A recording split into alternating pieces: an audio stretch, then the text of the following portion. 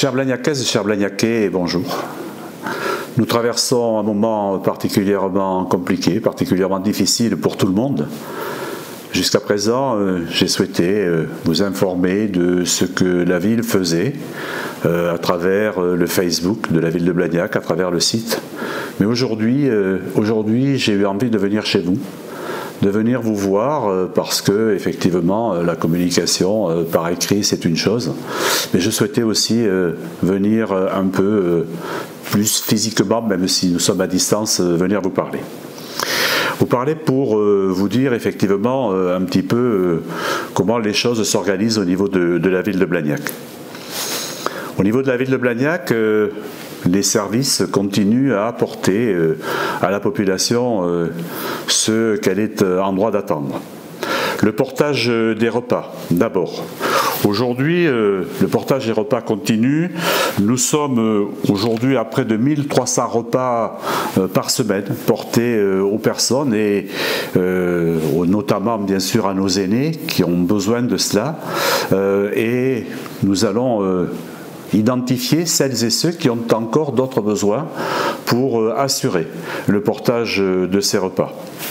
Au niveau des aides à domicile aussi, 81 personnes bénéficient des aides à domicile. Alors bien sûr, l'aide à domicile n'a pas le même format qu'elle avait pendant le fonctionnement normal.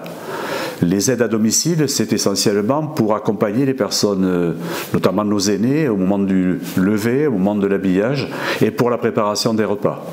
Naturellement, compte tenu de la période, l'aide à domicile aujourd'hui n'intervient pas sur le ménage. Au niveau des gardes d'enfants, puisque vous le savez, nous sommes amenés à assurer la garde des enfants, notamment des personnels soignants.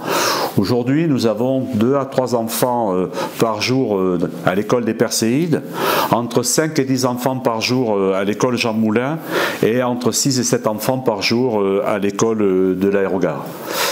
Ces enfants sont essentiellement des enfants de personnel soignant et nous poursuivrons effectivement cette mise en place.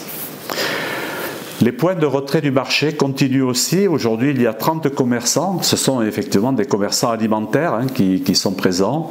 Et là aussi, nous avons innové, puisque l'interdiction d'organiser les marchés dans le format habituel a été prononcée. Nous avons donc, avec l'accord des commerçants, organisé les commandes et mis en place un point de retrait.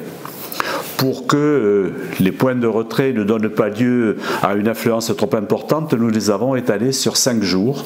Et donc aujourd'hui, je crois que ce système fonctionne à la satisfaction à la fois des commerçants, mais aussi des Blagnacaises et des Blagnacais. Et je veux ici vous remercier de la façon dont vous respectez la distanciation sociale, dont vous respectez effectivement le mode de fonctionnement en période de confinement tel qu'il doit être mis en place. Merci donc de poursuivre. Ensuite, nous allons, malgré tout, parce qu'il faut que la ville continue à être entretenue, mettre en place, et ça a démarré depuis lundi, l'entretien des espaces verts, l'entretien des parcs. Bien sûr, l'accès au parc est toujours interdit, même si je dois dire aujourd'hui que globalement les Blagnacais respectent les interdictions, mais il y a toujours des incivilités et la police municipale ou la police nationale est obligée d'intervenir pour faire des rappels à l'ordre, parfois bien sûr pour sanctionner. Donc je vous demande à toutes et tous de respecter cela. Il y a la possibilité de sortir 1 heure par jour. Le marché, ou tout au moins le point de retrait, est aussi une occasion de sortir. Je pense qu'il faut que nous respections ça. Pourquoi faut-il que nous respections ça? Parce qu'aujourd'hui, nous avons des chiffres qui sont des chiffres encourageants. Des chiffres encourageants, mais qui ne doivent pas nous amener à lâcher la pression. Les chiffres encourageants, c'est effectivement d'abord au niveau de la Haute-Garonne. Au niveau de la Haute-Garonne, on observe aujourd'hui un nombre d'hospitalisations qui se stabilise.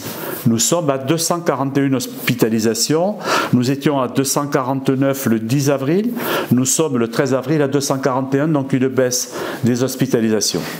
Une baisse aussi des personnes qui sont en réanimation. Nous avons eu un pic à 107 personnes en réanimation. Le 13 avril, nous étions à 92 personnes en réanimation. Les retours à domicile, par contre, augmentent. Et ils augmentent sensiblement puisque nous sommes aujourd'hui à 262 retours à domicile.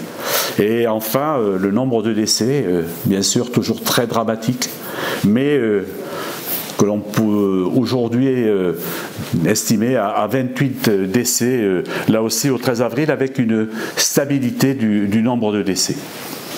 Au plan plus local, les chiffres sont aussi encourageants lorsque l'on regarde la fréquentation du centre de consultation Covid. Vous le savez, dès le début de la crise, en accord avec les médecins, avec les infirmières, avec les kinés, que je veux aussi remercier et saluer ici, parce que le travail qu'ils ont fait est remarquable. Nous avons donc ouvert un centre de consultation Covid sur l'ancienne maison Normand, en face de la place des Marronniers, en complément du centre Covid qui était à Corle-Barieux. Aujourd'hui, on observe, la semaine dernière, sur la totalité de la semaine, nous avons eu 14 personnes qui sont venues en consultation, soit 2 personnes par jour en moyenne. Donc là aussi, alors que nous étions au départ sur un nombre de visites important, on voit une décrue du nombre de personnes présentant des symptômes de la maladie qui est en décroissance. Donc des chiffres encourageants, mais qui doivent aussi nous inciter à poursuivre cette discipline du confinement quand on voit les résultats auxquels nous arrivons. Bien sûr, à côté de cela, il y a d'autres opérations, l'aide aux plus démunis. Et là aussi, je voudrais remercier les associations, les restaurants du cœur, les restos du cœur, mais aussi le secours populaire, mais aussi l'épicerie sociale et toutes celles et tous ceux d'entre vous qui bénévolement se mobilisent. Nous avons la possibilité, à travers la banque alimentaire, de disposer d'un certain nombre de denrées, mais je veux encore une fois souligner le travail qui est fait par ces associations qui aujourd'hui font appel aussi à des bénévoles qui n'avaient pas l'habitude d'aller au Resto du Cœur ou à l'épicerie sociale. Et l'élan de solidarité, quand on a dit, quand on a demandé aux Blagnacaises et aux Blagnacais de se porter volontaires pour accompagner ces structures-là, a été remarquable. Et on reconnaît là la marque de la générosité des Blagnacais qui sont prêts à s'investir. Bien sûr, je ne peux pas ne pas parler du problème que nous avons à Blagnac et qui est spécifique, qui est celui du squat. Aujourd'hui, ce squat pose un certain nombre de difficultés du point de vue du comportement d'un certain nombre de migrants. J'ai encore sollicité le préfet, j'ai encore sollicité le directeur départemental de la sécurité publique pour que la quiétude vienne autour de ce squat. Et je voudrais ici faire part aux riverains de mon engagement complet par rapport aux problèmes et aux troubles qui sont les leurs autour de ce squat. Mais parallèlement, effectivement, il faut aussi prendre en compte la dimension humanitaire et l'organisation aujourd'hui du portage de nourriture est faite par la banque alimentaire et nous avons organisé ce dispositif. Alors voilà aujourd'hui les principaux dispositifs. Lundi soir, le président de la République nous a donné une date. Il nous a donné la date du 11 mai pour la sortie du confinement. Alors la sortie du confinement, c'est bien sûr d'abord l'accueil des enfants dans les écoles. L'accueil des enfants dans les écoles va devoir être mis en œuvre de façon progressive puisqu'on nous dit sortie progressive du confinement. Nous devons travailler aujourd'hui sur l'accueil de ces enfants. Et bien sûr, si l'éducation nationale va être impliquée dans la réouverture des écoles, vous vous en doutez, la ville, les mairies vont être aussi particulièrement sollicitées. La question va se poser de l'organisation de la cantine scolaire. Comment organiser la cantine scolaire en respectant la distanciation des enfants ? Comment aussi assurer la garde des enfants lorsque les enseignants ne les auront pas en face à face? Et comment donc mettre en place le dispositif que nous avions antérieurement des ALAE? Tout cela est devant nous, tout cela est sur la table et c'est un chantier sur lequel je travaille avec les services, avec les équipes, avec mes collègues pour organiser cela. Mais bien sûr, le 11 mai, ce sera aussi le déconfinement avec, pourquoi pas, et dans tous les cas c'est ce que je souhaite, le redémarrage aussi de ceux qui sont les plus impactés aujourd'hui. Je pense au commerce de proximité et à ces petits commerçants qui ont été obligés de baisser le rideau. Là aussi, j'ai eu hier une visioconférence avec l'association des commerçants, mais aussi avec un collectif, pour voir comment on pouvait accompagner ce dispositif.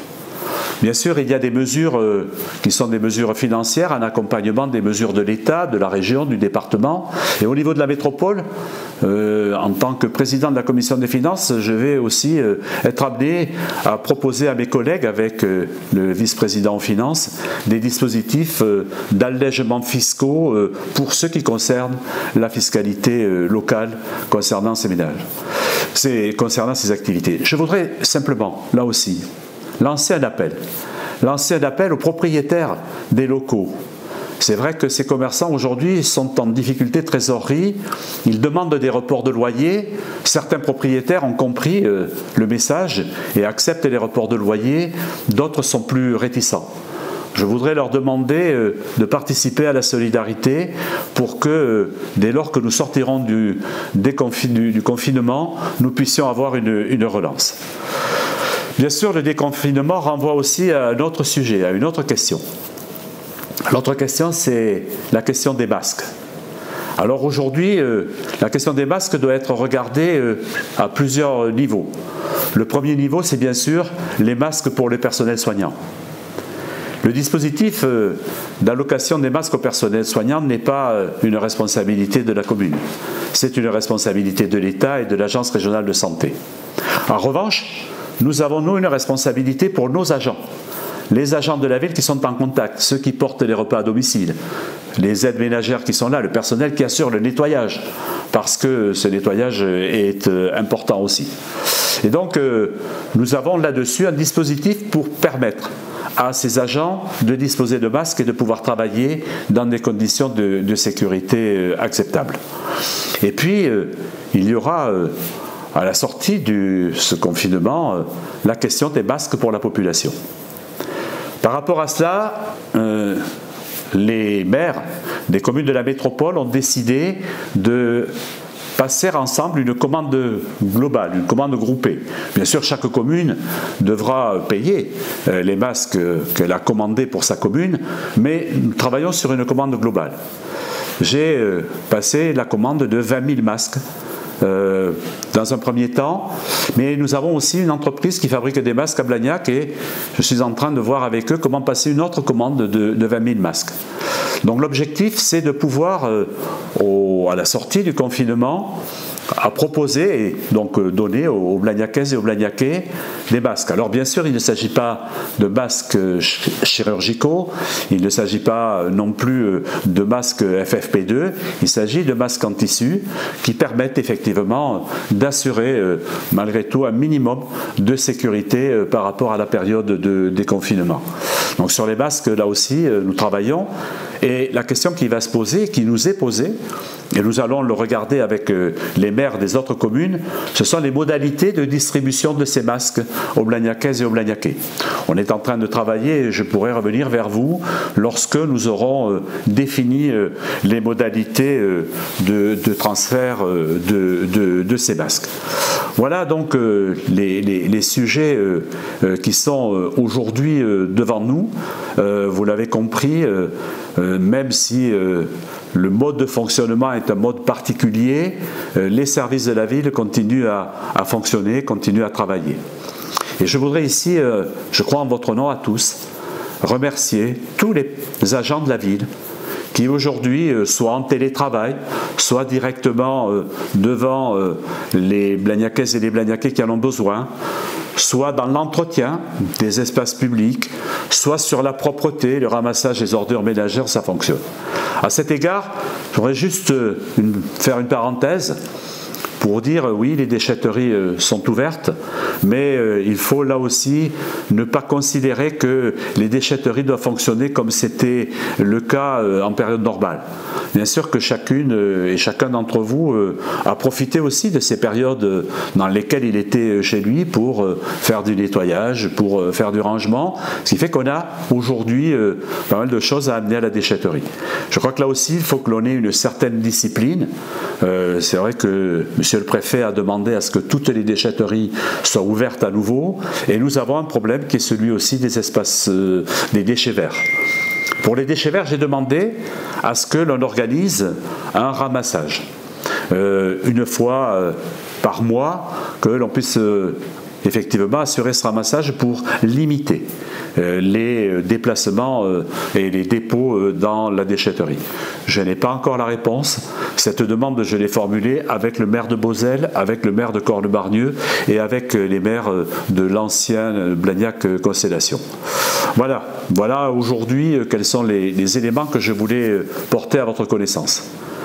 Pour conclure, je voudrais aussi dire que cette période nous conforte dans l'idée que nous devons être dans un processus de solidarité, que nous devons être dans un processus dans lequel chacun à sa place doit apporter sa pierre à l'édifice. Et de ce point de vue, vraiment, et du fond du cœur, je voudrais vous remercier. Vous remercier parce que chaque fois que nous avons été amenés à faire appel à des bénévoles pour nous aider, pour nous accompagner, la réponse a été extrêmement importante, extrêmement élevée. Je pense par exemple aux personnes qui aujourd'hui fabriquent des masques. Certains se sont révélés couturiers ou couturières pour fabriquer des masques. Ces masques-là, nous allons organiser la collecte de ces masques pour les distribuer aussi. Donc vous le voyez, finalement, les Blagnacaises et les Blagnaquais, dans ce moment-là, se retrouvent. J'avais expliqué et dit à plusieurs reprises que nous passions du processus de compétition au processus de coopération. Aujourd'hui, la coopération, elle est concrète, elle est réelle, elle s'opère tous les jours. Et c'est pour ça que je voudrais vous dire merci à toutes et à tous de l'engagement que vous avez par rapport à cette situation particulièrement compliquée. Bien sûr, nous allons en sortir. Bien sûr, nous allons recommencer à pouvoir nous retrouver, nous rapprocher, parce que c'est quelque chose qui est fondamental dans le fonctionnement des femmes et des hommes. Mais je pense que après cette crise, les choses ne seront plus ce qu'elles étaient avant cette crise. Il y aura un après Covid-19 et je sais que cet après Covid-19, ce sera l'après de la coopération, de la solidarité et du vivre ensemble. Merci.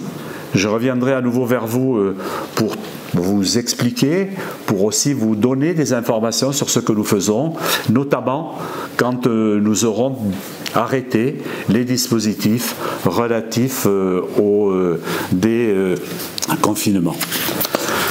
Blagnacaises, Blagnaquais, prenez soin de vous, restez chez vous.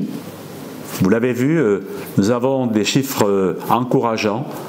En restant chez vous, nous allons conforter encore ces chiffres et nous préparons la sortie de cette crise. Merci.